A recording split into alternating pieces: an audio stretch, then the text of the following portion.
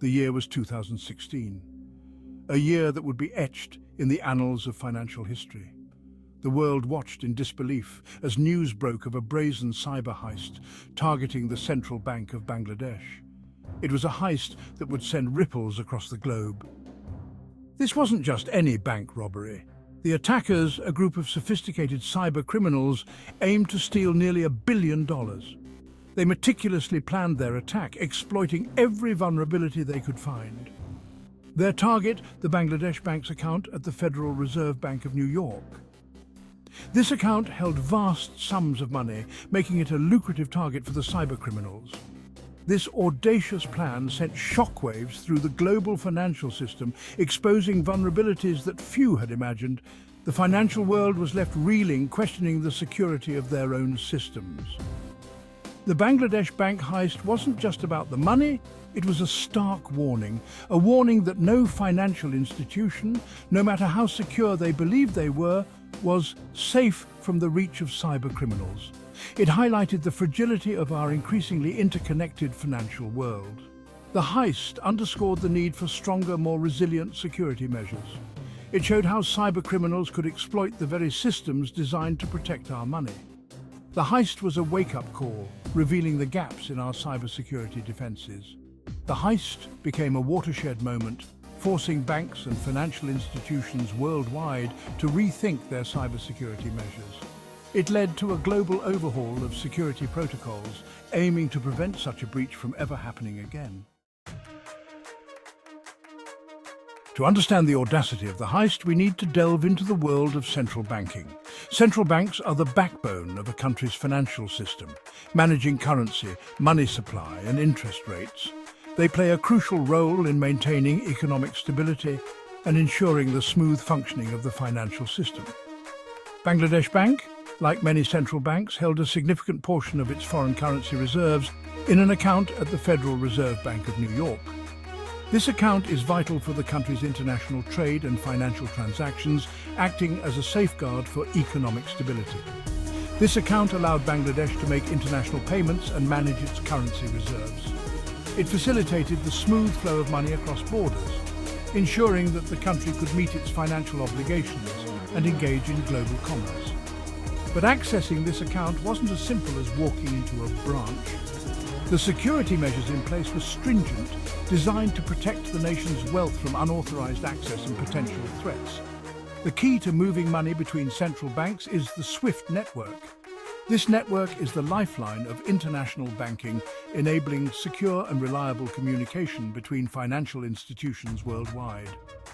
SWIFT, short for the Society for Worldwide Interbank Financial Telecommunication, acts as a secure messaging system for financial institutions globally. It ensures that financial messages are transmitted accurately and securely, minimizing the risk of fraud and errors. Think of it as the financial world's email system, but for high-stakes transactions. Every day, trillions of dollars move through the SWIFT network, making it an indispensable tool for global finance. When a bank wants to transfer money to another, it sends a SWIFT message with the details. This message includes information such as the amount, currency, and recipient's account details, ensuring that the transaction is processed correctly. The receiving bank then executes the transfer. This process is highly automated and efficient, allowing for quick and accurate movement of funds across the globe. The hackers knew that to get their hands on Bangladesh Bank's money, they needed to breach this system. They meticulously planned their attack, exploiting vulnerabilities in the bank's security measures and the SWIFT network to carry out one of the most audacious heists in history. The planning for the heist was meticulous, taking place months, possibly even a year, before the actual attack. The hackers, believed to be linked to the Lazarus Group, a notorious cybercrime syndicate with alleged ties to North Korea, first had to find their way in. They targeted Bangladesh Bank, meticulously studying its systems, looking for weaknesses. Their goal was to gain access to the bank's SWIFT credentials. These credentials, like digital keys, would grant them the power to send fraudulent transfer requests. The hackers likely employed a variety of techniques, including spear phishing, malware, and exploiting vulnerabilities in the bank's systems. Slowly but surely, They infiltrated the bank's network, planting their digital traps and waiting for the right moment to strike. On February 4th, 2016, the hackers made their move. It was a meticulously planned operation, months in the making, and now the time had come to execute it. Armed with stolen SWIFT credentials, they began sending fraudulent transfer requests to the Federal Reserve Bank of New York. These requests instructed the bank to transfer millions of dollars from Bangladesh Bank's account to accounts they controlled in the Philippines and Sri Lanka. The hackers had studied the system thoroughly, understanding every nuance of the SWIFT network. The requests looked legitimate, mimicking the format and language of genuine SWIFT messages. They had crafted these messages with precision, ensuring that they would pass through the system without raising any red flags. Over the next few hours, 35 fraudulent transfer requests were sent, totaling nearly $1 billion. Each request was carefully timed and executed, showing the level of sophistication and coordination among the hackers. The hackers had timed their attack perfectly. They knew the vulnerabilities of the banking system and exploited them to their advantage. It was the start of the weekend in Bangladesh, and many bank employees were off duty. This was a critical part of their plan, as it meant fewer eyes on the transactions. This meant that any suspicious activity would likely go unnoticed until Monday morning, giving the hackers a crucial head start. By the time anyone realized what had happened, the money would be long gone, dispersed into various accounts and nearly impossible to trace. As the money began flowing out of Bangladesh Bank's account, fate intervened. One of the fraudulent transfer requests contained a crucial error, a misspelling. The hackers had misspelled the word foundation in the name of one of the beneficiary accounts. This seemingly minor mistake would prove to be their undoing. The misspelled word raised red flags at the Federal Reserve Bank of New York. The bank's automated systems flagged the transaction as suspicious, halting the transfer.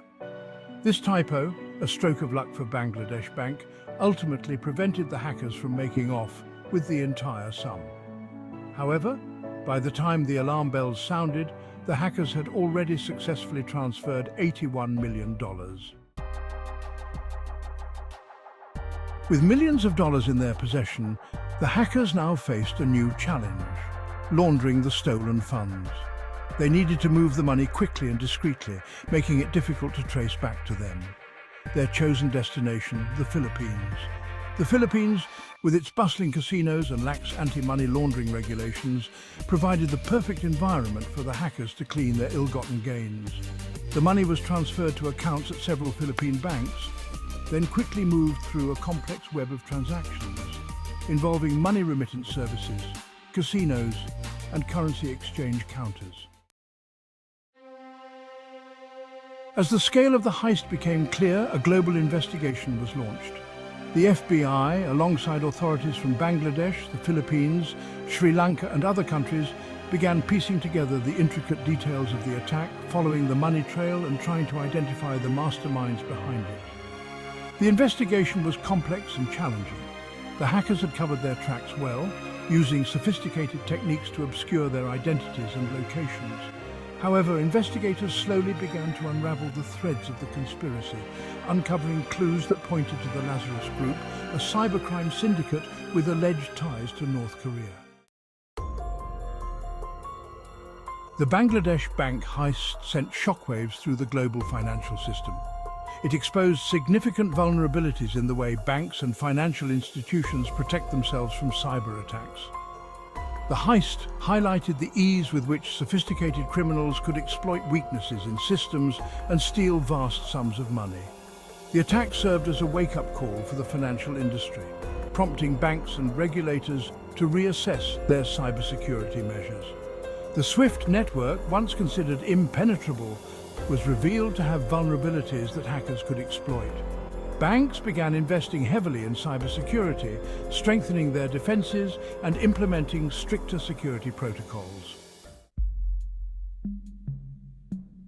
The Bangladesh bank heist stands as a stark reminder of the ever-present threat of cybercrime. It taught us that no institution, no matter how secure they believe themselves to be, is immune to attack. The heist underscored the importance of robust cybersecurity measures, constant vigilance, and international cooperation in combating cybercrime. The lessons learned from the heist continue to shape the way we approach cybersecurity in the financial sector. It forced us to acknowledge the evolving nature of cyber threats and the need to adapt our defenses accordingly. The heist was a wake-up call, reminding us that the price of insecurity in the digital age is far too high to ignore.